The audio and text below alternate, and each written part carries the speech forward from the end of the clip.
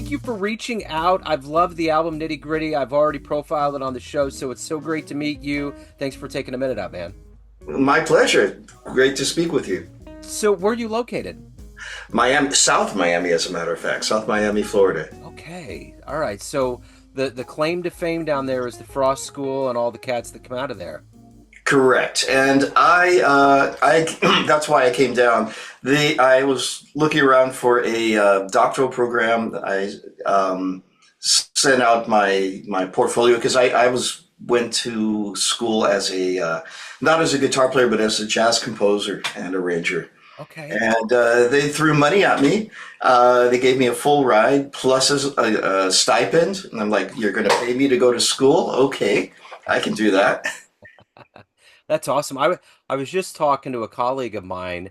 His daughter's getting ready to go to school, and she got a scholarship, and it's like a pittance now because college is so expensive. Like when I was going to school, it was like my entire schooling. I went to the University of Missouri, Kansas City, the program Bobby Watson was in charge of. Okay, great. Yeah, and my whole schooling was like the amount it's going to be for 1 year, and it's crazy. It's Oh, just skyrocketed. I think if I'd had to pay, it would have been probably like 200 grand. Crazy, totally Yeah, crazy. So yeah. the other interesting thing about the Frost School is and guitar is Pat Metheny. I live in the hometown where he's from, Lee Summit, and he actually Ah, spent some time down there at the Frost School.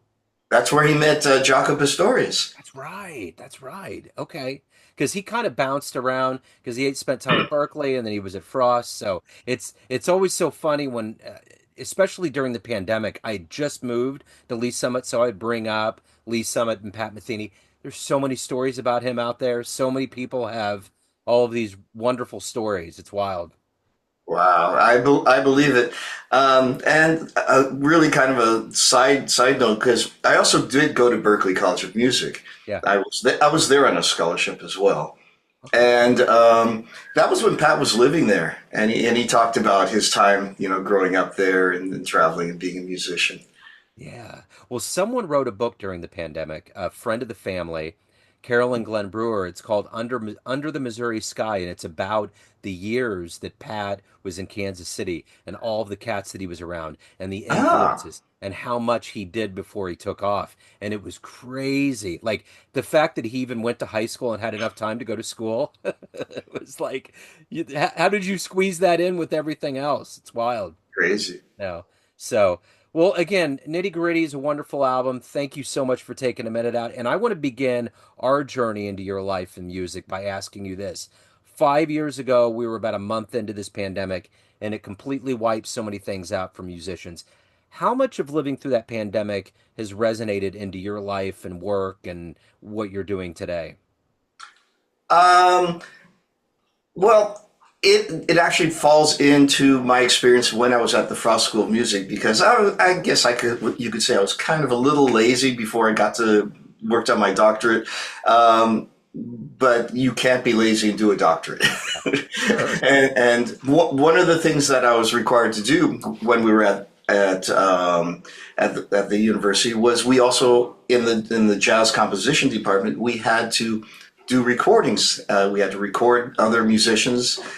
We have our forum every week. We would have guest artists come in like Kenny Barron, Gonzalo Rubalcaba was there. I think he's still teaching there, as a matter of fact. And so sometimes we would take turns recording and then having to do mixes.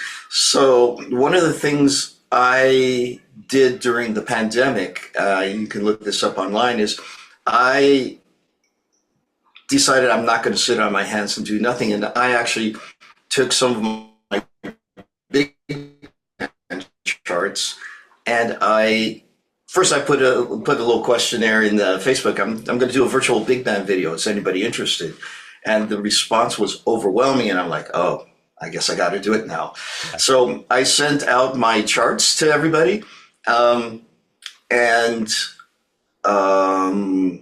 yeah, and I did it in a particular order because so the drummer would did his part first with just with click track, and then the bass player, and then the piano player, and then the lead players, and then I had to put it all together. And at the time, I only had like a Mac Air, so So I had to mix it all, but I learned how to do Pro Tools. I'm actually Pro Tools certified, and so I did a mix of it, and then I had to put the video together, but because it was because it was I could only use iMovie. It was like I could only do like two videos at a time, and I had to come up with a solution to that.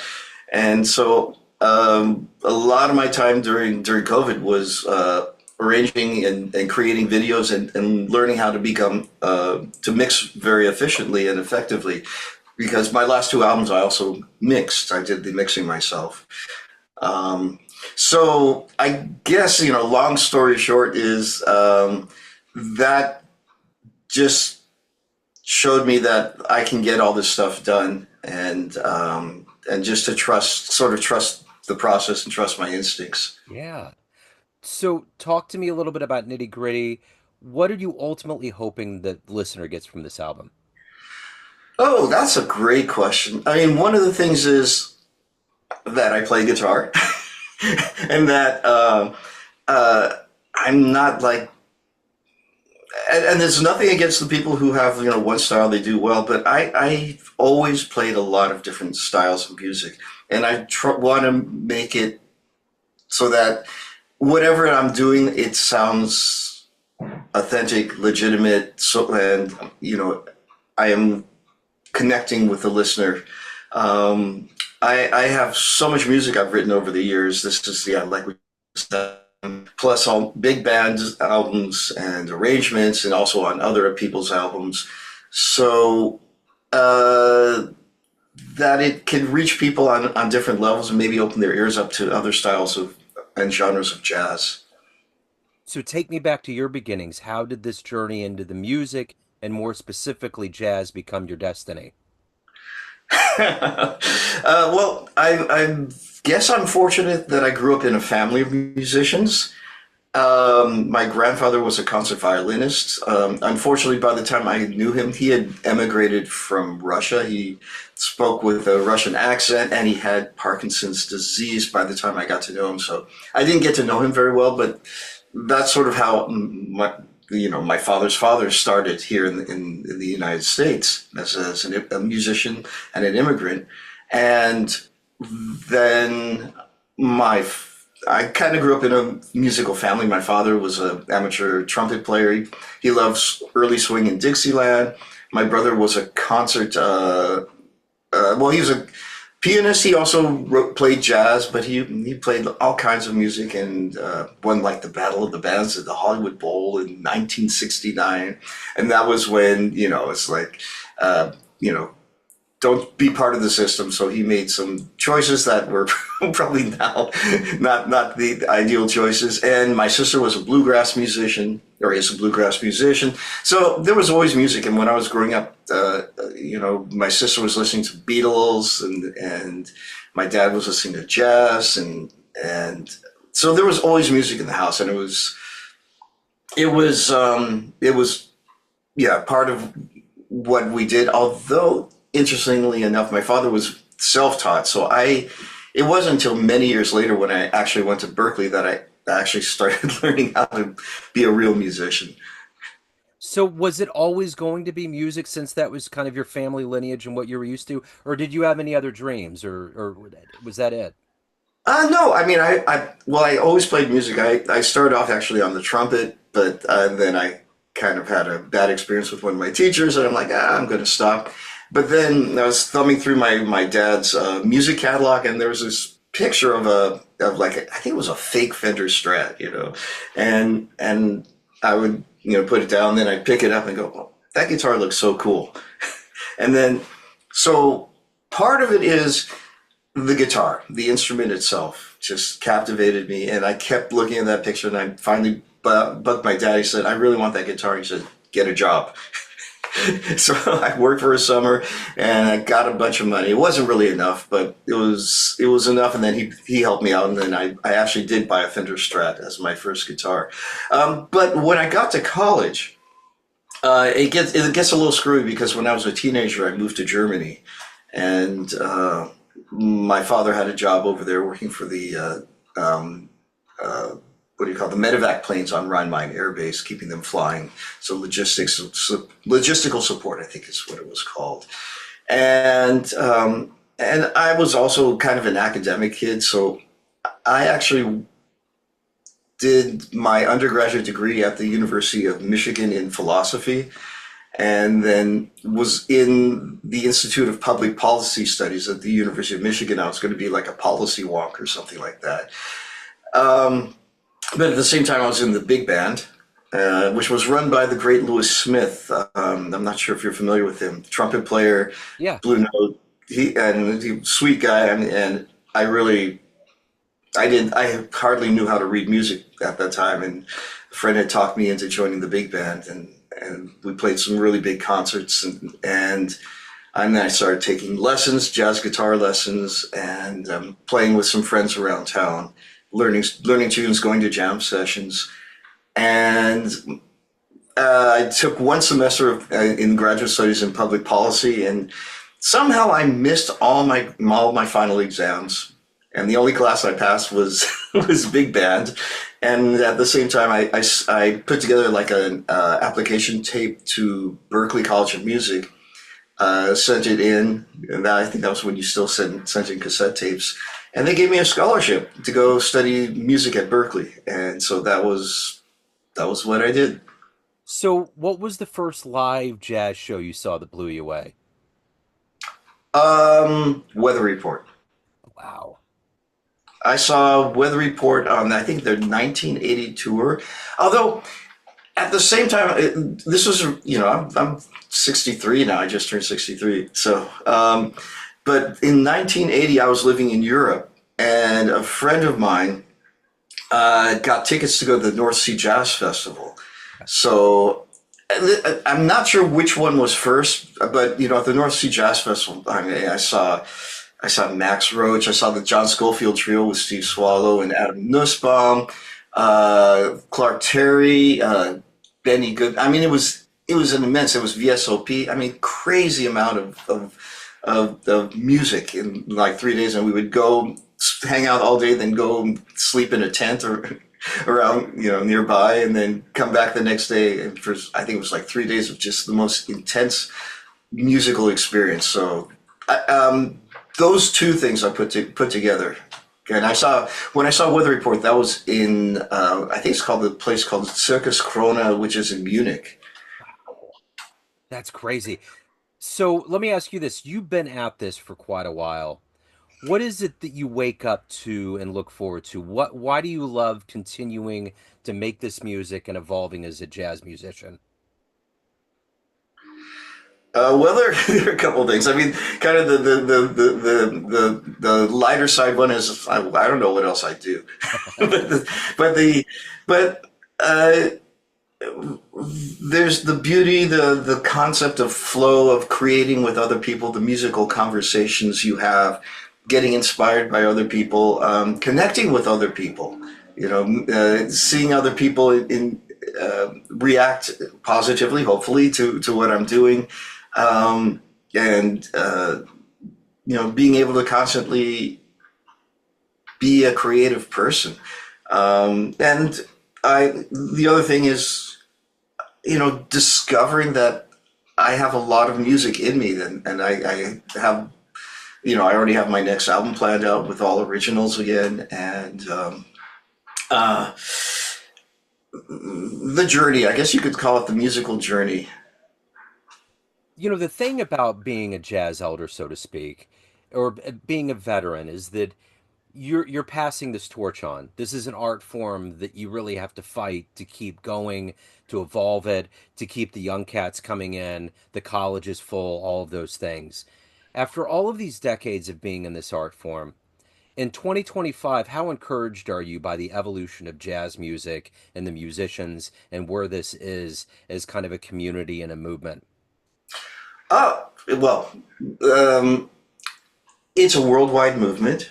You can go all over the world. I'm getting prepared I have this crazy summer schedule. I'm going to England, Scotland, Ireland, Germany, Australia, Singapore, and then back to Europe. Wow. and and it's a community. So you have like-minded people all over the world who you can get together with and just say, hey, I'm coming to Vienna, or I'm coming to Slovenia or wherever, and knowing people there. The schools have gotten very good, which means the people coming out of the schools are very good. Yeah. Um, there's a lot of creativity, and it's one of the greatest things about being a human being is being able to create. And uh, in one sense, I'm always surprised that there's so much jazz because it's such an underground uh, art form, but it's so prevalent everywhere you go. You run into people who are really fantastic. Well, and that's the thing too, even in soundtracks and music that we hear in TV and media. I mean, the thing that's so weird to me about the pandemic is this. The one moment that Disney says, we're doing a jazz movie, all right? And we're going to I think it was Soul. We're going to profile this music so people go out and see it, but it was the one time that no one could go out and see music in New York because it really literally came out during the height of the pandemic, which is wild. But at the same time, it's still a mainstream thing that people get woken up to. It's like this flavor that no one ever tasted. It's having these rose colored glasses that they never knew existed, right? Yeah, yeah. So definitely, if you want to frame it that way, it's another way of looking at things. I always I had a teacher at Berkeley, Rob Pilkington. He always compared music to food. he's he'd say, "Well, you can eat McDonald's every day, but you could also try a steak. You could try it. There's all these different flavors out there, or colors. There are all these different colors. It doesn't just have to be one thing. It just depends on, I think, what people are exposed to, and they're often more exposed to it than they think. One of the things I always thought was funny was I would meet somebody and I'm a jazz musician, and the two things you get asked: Are you in a group? which is which is really funny.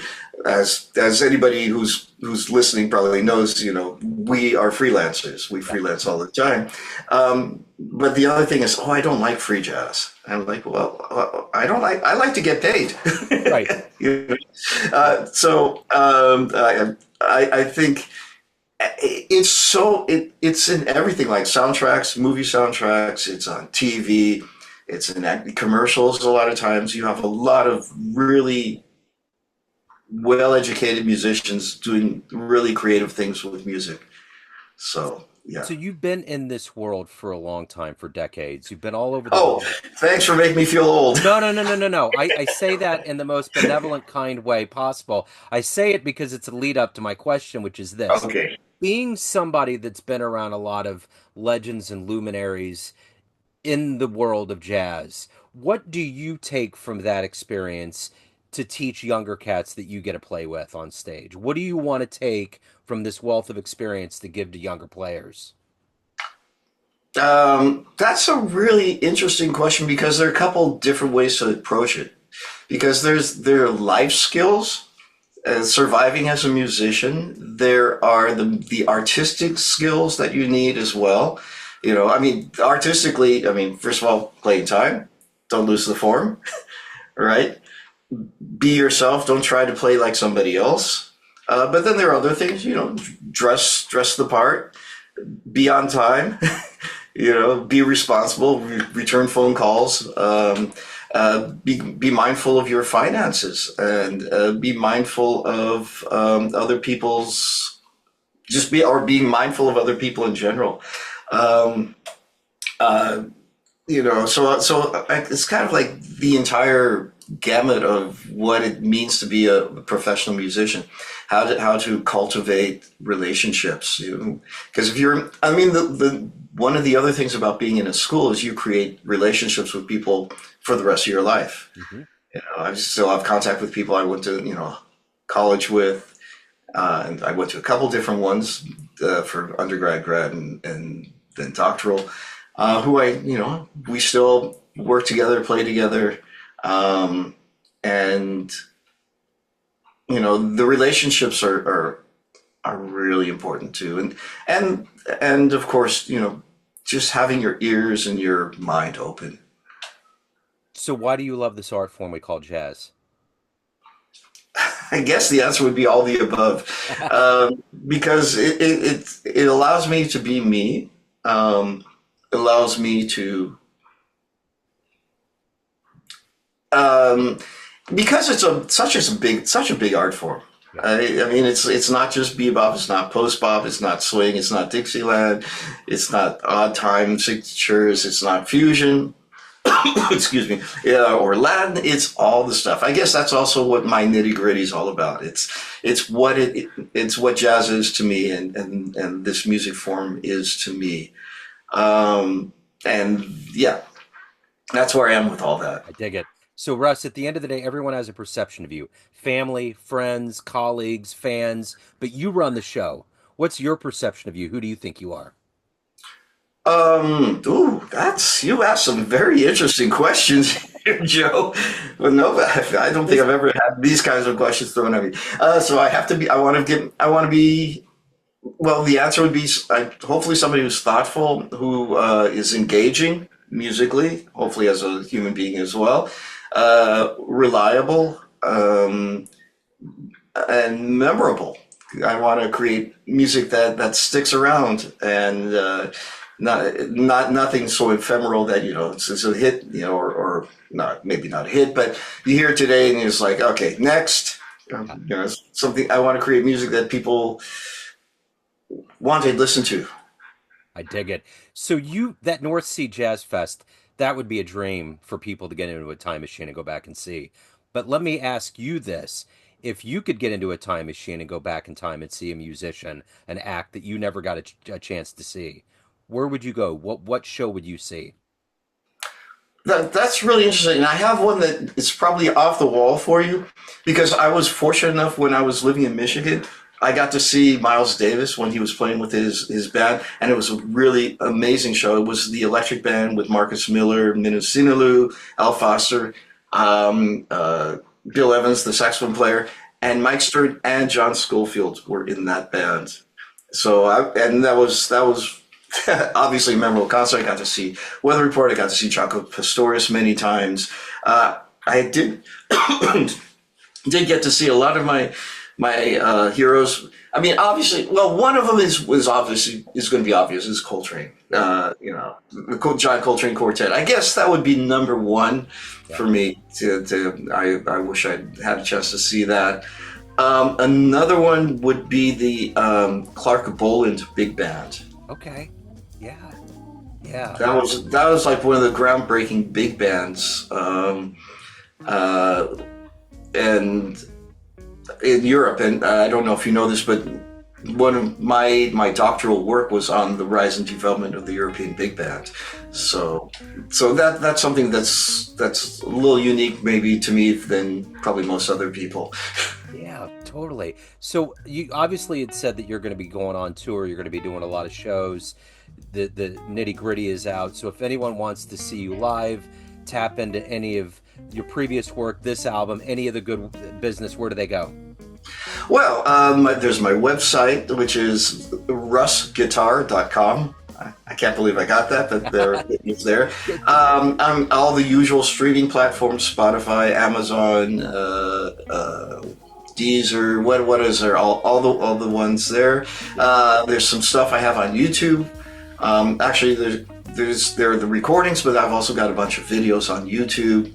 Instagram, you can find me as well. My name, Russ Spiegel. And yeah, I'm very Googleable. Yes, very Googleable. Russ, this has been wonderful, sir. Thank you for your story. Thank you for your time. You're wonderful, man. I appreciate it. Oh, Joe, I appreciate the opportunity to speak to you. This is great. Absolutely. Have a good one. Jazz fans, Joe Domino here, the host of the weekly Neon Jazz radio show and regular interview series being produced and distributed from Lee Summit, Missouri. We are very excited to let you know about the second annual Lee Summit Jazz Festival taking place again this summer on June 28th at the Bridge Space, located at 210 Southwest Market Street in downtown Lee Summit. Following the success of the 2024 festival, the lineup will include Lee Summit students, KC Area Youth Jazz, Paganova with Michael Pagan, Horoscope with Stan Kessler, Brad Gregory, Adam Larson, and the Lee Summit Jazz Orchestra. There will also be food trucks and vendors to round out a day of celebration. Early bird tickets are 2 for $30, and all details can be found at lsjazzfest.com. We can't wait to see you there.